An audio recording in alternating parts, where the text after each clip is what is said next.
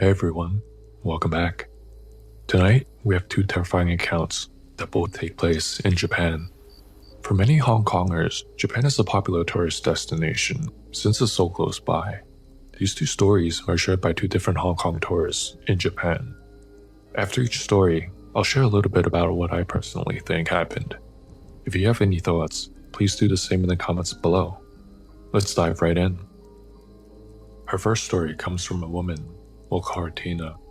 This particular incident happened to her in the early 2000s. At the time, Tina was engaged. The wedding was coming up soon, and with everything about to change, she decided to take one last short trip with her mom. Just the two of them. A quiet getaway to Hakone, Japan. She figured once she gets married, she wouldn't have as much time to take as many mother-daughter trips, so why not make the most of it now? They picked an onsen town. Not one of those flashy tourist spots, just a small place tucked in the hills. It wasn't peak season, so most of the hotels they looked at were quite affordable. Tina and her mom found a little inn run by an older couple. Nothing fancy, but the photos showed tatami rooms, steaming onsens, and a beautiful view of the forest. The photos of the inn were beautiful. It seemed peaceful. And at the time, that's exactly what they were looking for, to get away from the hustle and bustle of Hong Kong.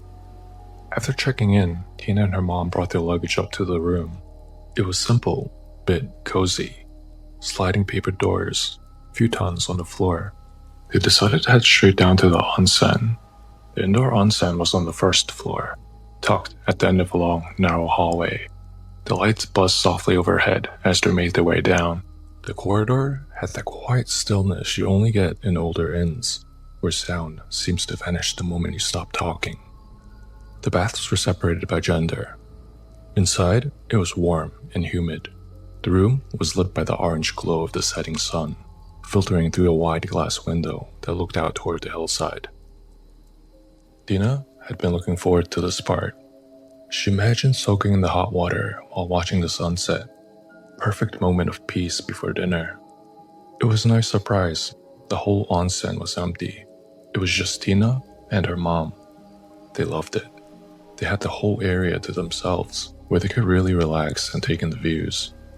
In the center of the bath area, there was a large rectangular bath, next to the big glass window, overlooking the forest and hills outside. The sun was already setting, so the sky was a beautiful orange-pink color. Tina and her mom slipped into the bath and eased themselves into the water side by side. The heat wrapped around them almost immediately. Their muscles softened. Their breath slowed.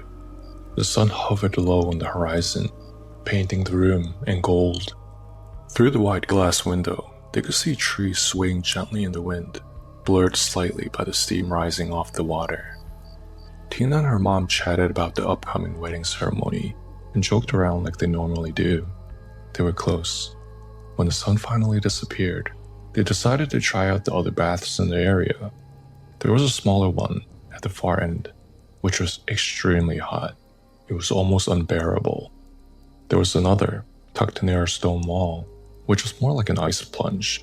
It was way too cold. Eventually, they returned to the main rectangular bath. The temperature was just perfect.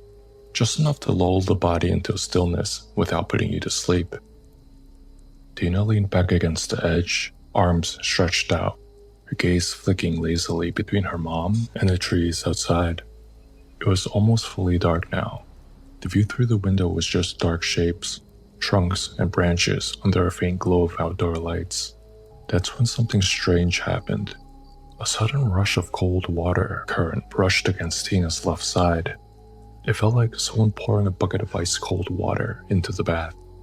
At first, she thought she imagined it, but then her mom shifted too, her shoulders tensing as the same chill passed her. They turned to each other at the same time, a silent look, a shared question. Did you feel that? They both scanned the water. Maybe there was a jet nearby, some kind of hidden pipe that released cooler water to regulate the temperature. But the surface was still. They ran their hands through the water, gently feeling around the edges of the bath. No streams, no hidden jets. The water should have been evenly heated, but that pocket of cold water kept brushing against them as if something had moved through and disturbed the warmth. They exchanged another glance, unease creeping in now, but still saying nothing. Then, Tina froze. Someone else was in the room. She hadn't heard the door open, neither had her mom, but there, in the same bath, in the far corner, there was a woman sitting on the ledge with only her feet in the water. Her posture was still, sitting upright. She was facing the same direction as they were, gazing out the large window into the night. Tina blinked. When did someone come in? She and her mom had been talking and looking around the whole time. They would have noticed someone walking past and joining them in the bath. The woman had long black hair. It hung down over one shoulder, slightly damp at the ends. Tina couldn't see her face clearly, only her side profile. But her face was pretty white, as if she had lots of makeup on. She wasn't moving, just sitting there, staring at the darkness beyond the glass.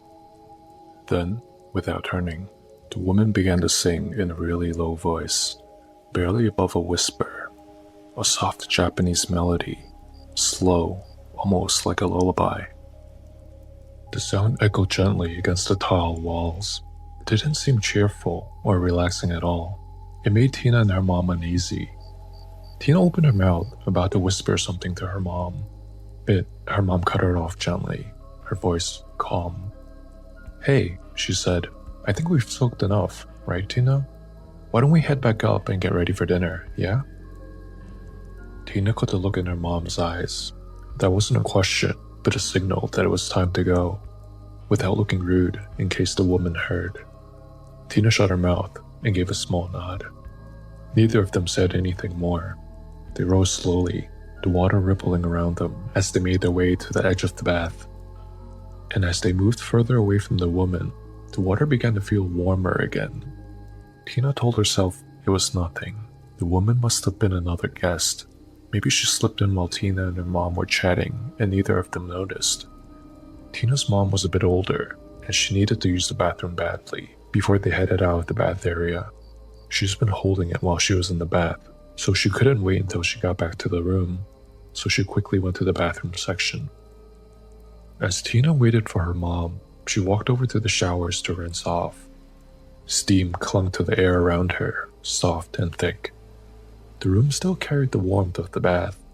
Tina wasn't ready to leave yet, not completely. As she rinsed, she turned back toward the bath, just a glance. The woman was gone. Tina paused. No sound, no movement. Just the surface of the water, calm and empty. Maybe she left. The room was silent again. Tina stood there for a moment. Then she stepped back into the main rectangular bath. Just for a few minutes more, she told herself. Her mom was still in the bathroom. No harm in staying to soak just for a few minutes more. She eased herself in, the heat wrapping around her again. But this time, she scanned the whole room carefully. She checked the smaller baths, the corners, and the benches. No one. She was sure now. The woman had left. Tina floated back toward her old spot and leaned against the edge, arms stretched out again, eyes drifting up to the window. The trees outside were still, black shapes against a darker sky. Everything felt quiet again, almost peaceful. That's when she saw it. About 2 feet from her left hand, something was in the water. Something black, like seaweed, was floating there. Then it floated upward, slowly, as if rising from the bottom of the bath. Tina leaned forward. It was hair. Long strands drifting just beneath the surface, rising, spiraling, slowly taking shape. Then, a face broke the surface, eyes wide, mouth closed, staring right at her. It was the same woman that was sitting on the ledge of the bath before. Tina's breath caught in her throat. Her heart kicked into her chest. She screamed.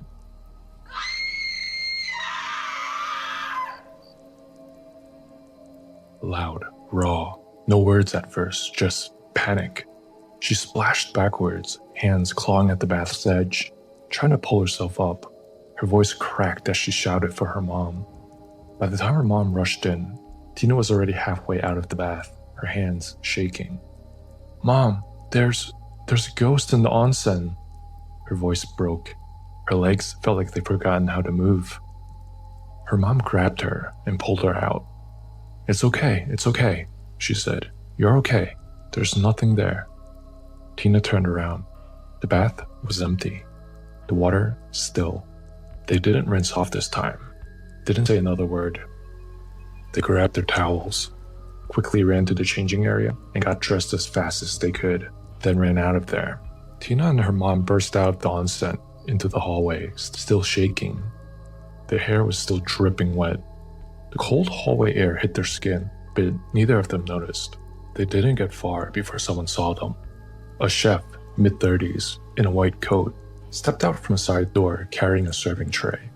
He stopped in his tracks when he saw them. Their faces must have said enough. He set down the tray and hurried over, concern written all over his face. In broken Japanese and panicked English, Tina tried to explain. Something in the bath, a woman, the face, the water. The chef's expression shifted. His eyes widened slightly, like he'd heard this before. He didn't say much, just pulled out his phone and called someone immediately. A few hushed sentences. Then he looked back at them. "Please wait, someone is coming." Tina and her mom stood by the wall, wrapped in thin towels, heart still pounding. Neither of them spoke. A few minutes later, a woman arrived. She wasn't wearing a uniform, just a cardigan and long skirt. But the chef stepped back when she appeared, nodding with quiet respect. She looked older, late 60s maybe. The woman approached with a slight bow and apologized. Tina, still shaken, asked a question that had been burning in her chest. Who was that in the bath? The older woman paused. She was surprisingly very open and honest about the whole thing, as if this has happened before. She told him the story in an almost matter-of-fact tone. Many years ago, there was a young woman who worked at this inn, part of the cleaning staff. She was quiet and kept to herself. She had problems at home. Everyone knew it, but no one knew what to do, and didn't want to interfere with her personal life. She often came to work with bruises and cuts, which she always tried to cover up with a ton of makeup. One day, when she was scheduled to be off from work, she showed up anyway. She walked into the onsen alone and sat on the edge of the bath with her feet in the water, staring out the big window. Some of the staff had seen her that day. They were surprised. She was supposed to be off. Someone asked her why she had come in. She just said, "I needed to get away from my husband." Then she added, "I never want to go home again." No one pressed her. Later that afternoon, she walked out into the woods behind the hotel, the same forest visible through the onsen's wide glass window. She never came back. They found her there, hanging from one of the trees, right where the bath looks out. Tina and her mom stood frozen in the hallway as the old woman finished the story. The air felt colder now, the silence heavier. Tina didn't want to spend another second in the building. She asked quietly if they could leave, check out early, but it was already late. The trains had stopped. The town was already asleep. The old woman understood. She bowed deeply again and apologized. Then she offered them a different room, one of the larger, more private suites, far from the onsen. She told them not to worry, that nothing else will happen to them. The new room was beautiful, a spacious tatami room with sliding doors and soft lantern light. There was even a private onsen on the balcony, steam rising gently under the moonlight. But neither of them used it. They didn't turn on the bath, didn't sit by the window. They were too scared. Tina didn't want to ever see what she saw in that onsen downstairs again. But the old woman was right. Nothing else happened. This was the only time in Tina's life where she experienced something like this, but it's something she will never forget. So, what do you guys think happened to Tina and her mom here at the onsen in Japan? Could it be possible that their long exposure to the hot water especially after traveling, triggered some sort of hallucination. I personally don't think Tina and her mom were hallucinating, and that what they actually came across was a Japanese ghost, a spirit of a woman who passed suddenly and violently, and with overwhelming emotional pain. Her spirit most likely lingered, reliving some of her final moments at the end, before everything ended. Many Chinese and Japanese beliefs, spirits who pass in pain or shame may roam until they are acknowledged or helped.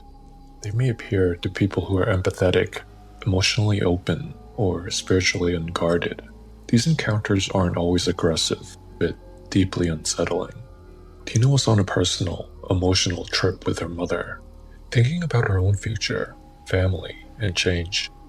That emotional openness might have made her more receptive to the ghost. The cold water she felt could be the spirit's energy moving through the space. Yin energy, yunpei, disturbing the warm bath. So why did the spirit only approach Tina after her mom went to the bathroom? The ghost only approaches Tina when she returns alone, perhaps hoping for someone to notice her or relive her final moments with a witness. Spirits, especially those tied to emotional trauma, often choose their moment. Being alone often makes the person more spiritually exposed, like lowering your defenses. When Tina was with her mom, she was relaxed, distracted, and emotionally buffered. The spirit might have lingered nearby, but chose not to approach. Once her mom left, Tina was isolated, emotionally raw, and in a space tied to death and sorrow. That's when the spirit chose to acknowledge her and approached, sensing Tina was now more susceptible. In Chinese and Southeast Asian belief, certain people, especially elders or mothers, carry a natural yang energy that wards off spirits. Tina's mom may not have realized it, but her presence could have given the ghost some hesitation on approaching. Tina's mother was decisive, pulling Tina out of the bath the moment she felt something was off. Her calm but firm energy might have unconsciously pushed back against the ghost's influence, keeping the encounter from escalating at that moment. The moment she left Tina alone, the protective barrier was gone. In a lot of Cantonese stories, it's common for a parent or elder to unknowingly block a haunting with a strong presence or intuition, sometimes called Yunghei Chong. But ultimately, I don't think the spirit meant any harm. Alright, let's move on to our second incident for today. This one also comes from a Hong Konger who took a short vacation to Japan. The story was shared by a man named Tim. Tim works in HR at a mid-sized company in Hong Kong. After him and his team wrapped up a stressful internal restructure, the department finally hit their targets, and upper management decided to reward the team with a short retreat. 4 days, 3 nights in the Japanese countryside, quiet, remote, and filled with nonsense. The plan was simple: rest, soak, and get some much-deserved relaxation. That's what Tim was expecting, a quiet, well-deserved break. But what actually happened was the complete opposite. The hotel was tucked deep in the countryside, surrounded by trees and mountains. There was no train station nearby, no bus stop, and only one tiny convenience store, about 10 minutes away on foot. Cell reception was weak. The building itself was made entirely of wood, old, creaky, but beautifully kept. It had the feeling of a traditional inn that had been standing quietly next to the mountain for decades. Despite its age, everything inside was spotless: neatly folded towels and tatami mats that looked freshly cleaned. At check-in, they were greeted by an elderly couple who ran the place, soft-spoken, polite, and clearly very proud of their little hotel. Everyone was in good spirits. For most of them, it was their first time going on a company trip, and the mood was light the moment they arrived. After such a stressful project, Tim had been looking forward to this. No meetings, no reports, just a few slow days in the countryside.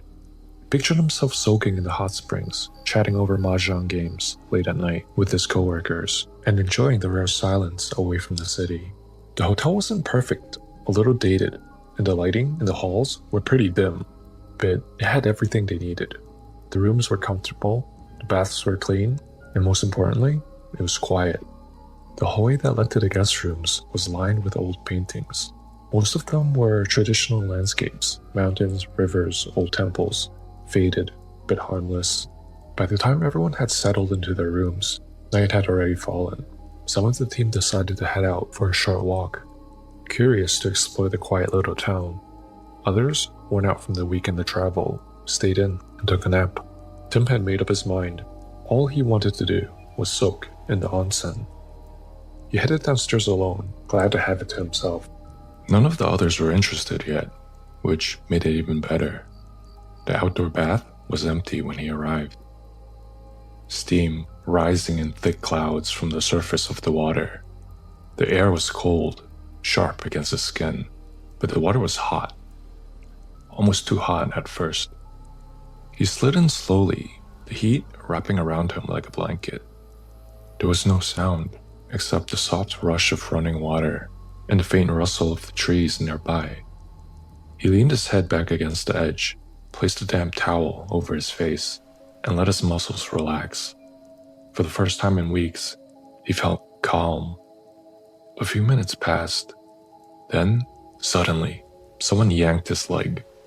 It wasn't a gentle tug. It was fast and violent, enough to make his upper body jerk forward and nearly dipped his face into the water. The towel slipped from his forehead. His heart was racing. He looked around immediately, water sloshing as he turned. "What the heck?"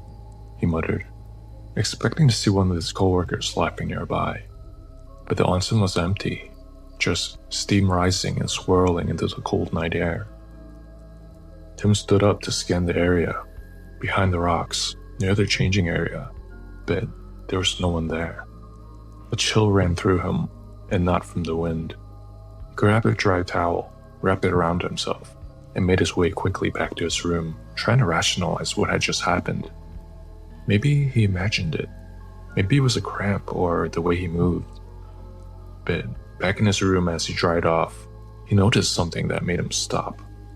On the lower part of his leg, the one that had just been pulled earlier, were 3 distinct scratch marks, faint but deep enough to break the skin, as if someone had dragged their fingernails straight across it. Did someone try to drag me under? Tim wondered as he looked at the scratches on his leg. But he didn't dwell on it for long. He put on his pajamas, lay down on his futon, and tried to convince himself it was nothing, just a strange moment in a strange place. He didn't bring it up with the others, fearing no one would believe him. By morning, things felt normal again. After breakfast, the group set out to visit a nearby temple, one of the oldest in the region, tucked away in the mountains above the town. The locals told them it had a long history, and since they were in the area, they figured it would be a nice way to spend the day. Make an offering, wish for health, luck, maybe another strong year ahead for work.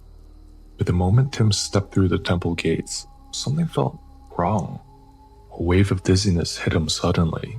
His stomach twisted. The smell of the incense, which usually calmed him, only made it worse. He blinked hard, trying to steady himself. Maybe I ate something bad, he thought. But the nausea didn't feel like food poisoning. It felt deeper, like his body was pushing back against something.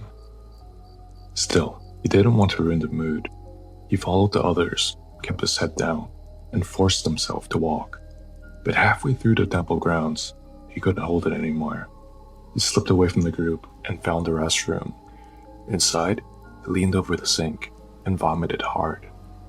What came out didn't make any sense. It wasn't food. It wasn't bile. It was a thick, grayish, black sludge, almost muddy, with a strange smell he couldn't place. Tim stared at it in the sink, dazed, trying to understand what he was seeing. A moment later, one of his coworkers, Danny, stepped in after him, concerned. "Hey, are you okay?" Tim didn't answer right away. He was still staring into the sink. Danny looked down and froze. "What the heck did you eat?" Tim wiped his mouth with the back of his hand. His voice was low. "I've been eating the same thing as the rest of you guys, and doing the same things as the rest of you too. The only time I went off on my own was last night, when I went to soak. He paused, then slowly rolled up the leg of his pants, revealing the 3 faint but still visible scratches near his ankle. "I went to the onsen last night," he said, "by myself." Then he told Danny everything. The feeling of being pulled, the empty bath, the steam, the scratches, all of it. Danny knew a bit of Japanese, just enough to get by. He helped steady Tim out of the bathroom and approached one of the monks standing near the main hall. Tim stayed back, leaning against the post, feeling worse by the minute. The dizziness was getting worse. His limbs were heavy, and the nausea still lingering in the back of his throat. The monk glanced over at Tim. Then he spoke quickly to Danny in a low, serious tone. Danny nodded, then turned back. "The monk says something's clinging to you," Danny said. "Some kind of negative energy. It's starting to take hold." Without asking for anything, the monk disappeared into a small room in the back of the temple. A few minutes later, he returned with a plain Ziploc bag filled with coarse white salt. He handed it over to Tim and gave instructions through Danny's translation. "Use half of the salt in the bath, soak in it tonight. The other half, burn it in your room." He didn't explain further, and he didn't take any money. That night, back at the inn, Tim followed the monk's instructions. He filled up the wooden bathtub in his room, added half the salt, and let it dissolve in the hot water. The other half, he placed in a shallow metal tray he found in the room. Salt didn't burn easily, so it took him a few tries. He used a bit of lighter fluid from a pocket lighter he borrowed from one of his coworkers that smokes. It definitely took a few tries to get it going, but eventually, the salt caught. Then, faintly, from somewhere he couldn't place, Tim thought he heard a scream. It was distant, muffled, like someone yelling through layers of water or from behind a wall. He froze, listening, but it never came again. 10 minutes later, he started to feel better already. The heaviness lifted from his limbs. He didn't feel entirely back to normal yet, but the fog in his head was clearing. His stomach settled. His skin no longer felt cold. For the first time since the incident at the onsen, he felt okay. Later that evening, he even had the energy to rejoin the others for a short night walk around the village. When the trip ended and they returned to Hong Kong, Tim couldn't shake what had happened, so he started looking into the area, the inn, the town, the mountain it sat beside. What he found made his skin crawl. The region had a long history of earthquakes, some dating back to more than a century. Many people had died in this area. Some were buried, others were never found. Tim kept thinking back to the onsen, the hand that grabbed his leg, the strength of it, the way it had yanked him downward. Could it have been one of them? Someone who never left? He never got an answer. But he couldn't help wondering what would have happened if they hadn't stopped by that temple. So, what do you guys think happened to Tim on this company trip? In both Japanese and Chinese culture, spirits of people who passed away violently or without proper burial rites are often believed to become wandering souls. Since the hotel was so close to an old disaster site, where many bodies were never recovered, it's very possible that the area is filled with unsatisfied spirits. These spirits are usually known to linger around water, since water is seen as a boundary between the living and the spiritual world. The pulling of Tim's leg could have been an attempt to drag him into its realm. Also, in Japanese tradition, going to certain spiritual hotspots like old temples, mountain paths, or onsens at night, it's frowned upon. It's believed that going to these places alone makes you vulnerable to spiritual attachment. These places are said to have high yin energy. In Chinese, this is yum-hei, so spirits love to gather in places like these. Salt is deeply significant in both Japanese and Chinese purification rituals. The burning of salt, while uncommon, might have acted like a shock to the spirit. Not a formal exorcism, but enough to sever the attachment violently. The faint scream that Tim heard could represent the final release, the spirit being driven away, not pain in the literal sense, but an echo of separation. He burned the salt, essentially creating a barrier that forced it out. So I think that Tim was actually very lucky that his group happened to go visit the temple that day, because if it wasn't for the salt given to him there, I think he might have become slowly possessed. From the perspective of traditional East Asian spiritual beliefs, it's much easier to remove a spirit attachment early on, before it fully embeds itself, so Tim was extremely lucky he severed it. At the time he did, early stage attachment is weak and unstable. When the spirit first latches onto someone, it's usually through a temporary opening, like emotional vulnerability, physical exhaustion, or if the person enters a spiritually unclean place alone, as Tim unknowingly did. In this early phase, the spirit hasn't fully been able to merge with Tim's life energy yet. It's more like a parasite, trying to find a foothold. At this stage, simple purification rituals like salt baths and burning incense or visiting a temple are usually enough to repel or sever this connection. The longer it stays, the deeper the bond becomes, and the more it starts to affect the person's health, mind, and luck. Eventually, the spirit will begin to embed itself into the person's home or body. At that point, it's no longer just an external attachment, and it becomes a full-on spiritual possession, Seong Sun in Cantonese. Trying to remove it at this stage would be much more difficult.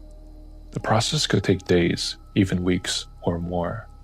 If Tim had waited a few more days, or gone back home to Hong Kong without doing anything, the spirit would have mostly followed. Once a spirit crosses the ocean with you, geography doesn't matter anymore. Tim would no longer be in a haunted place. He becomes the haunted person. So if you ever experience similar strange symptoms, such as Tim, after visiting new places, always keep this in mind. Just like with physical health, it's important to catch these things early on, when it's still easier to deal with before it festers into something much more terrifying. I hope you all enjoyed this week's episode. Looking forward to us to sit together again next week for more terrifying stories from Asia.